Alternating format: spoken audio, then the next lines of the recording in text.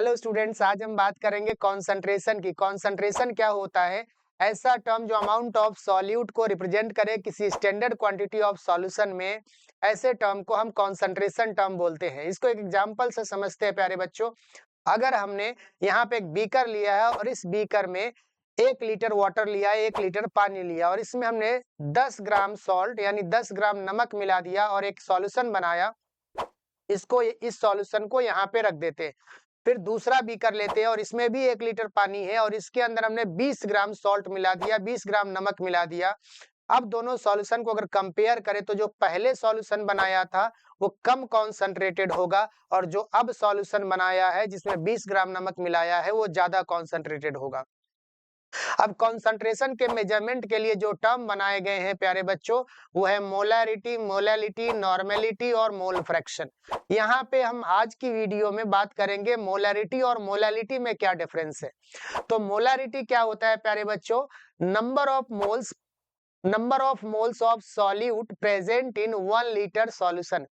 1 litre solution के अंदर जितना मोल सॉल्यूट का प्रेजेंट है उसी को हम क्या बोलेंगे? मोलैरिटी। मोल निकालने का फॉर्मूला बस एक ही ध्यान रखना है, number of mole equal to given mass upon molar mass. यही फॉर्मूला ज्यादातर यूज होगा। अब हम बात कर लेते हैं प्यारे बच्चों, मोलैरिटी को और समझ लेते हैं, फिगर से समझ लेते हैं, डायग्राम से समझ लेते हैं। सपोज दैट एक हमने बीकर लिया, इसमें मार्क बने हुए वॉल्यूम की और सबसे टॉप पे 1 लीटर बना हुआ है।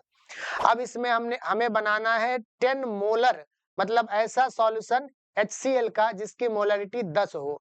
तो हमने क्या किया, HCl लिया और इसमें 10 मोल HCl डाल दिया। अब इस बीकर में क्या है? 10 मोल HCl। अब इसमें आप पानी मिलाते जाओ डिस्टिल वाटर, और जब 1 लीटर के मार्क को टच कर जाए तब छोड़ देना। अब जैसे ही ये 1 लीटर के मार्क को टच करेगा, इस सॉल्यूशन की वॉल्यूम कितनी हो जाएगी? 1 लीटर, और इसमें सॉल्यूट कितना मोल है? 10 मोल।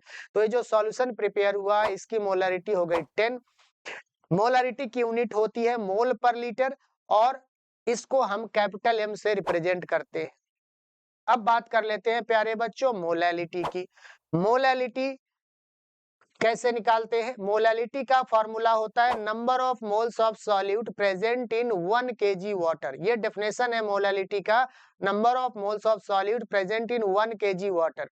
अगर हम इसका फॉर्मूला लिखे तो number molality is equal to number of moles of solute upon mass of solvent in KG और weight of solvent in KG. ये फॉर्मूला है मोलैलिटी का। अब मोलैलिटी को भी फिगर से समझते हैं। हमने एक बीकर लिया है और इस बीकर में 1 kg पानी ले लिया, वेट कर लिया वेइंग मशीन पे और 1 kg पानी ले लिया। अब उसमें मान लो हमें ऐसा सॉल्यूशन बनाना है HCl का जिसकी मोलैलिटी कितनी हो? 10 हो। तो 1 kg पानी ले लिया और इसमें 10 मोल HCl मिला देंगे। तो अब जो सॉल्यूशन बना इसका कॉन्सेंट्रेशन है 10 molal, MOLAL, molality, small m। Molality की यूनिट क्या है प्यारे बच्चों? Small m। और इसको क्या लिखेंगे? मोल पर केजी। तो ये हो गया मोलैलिटी।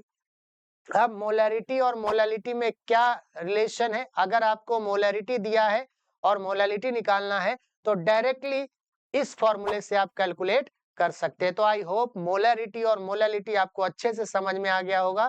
Thanks for watching.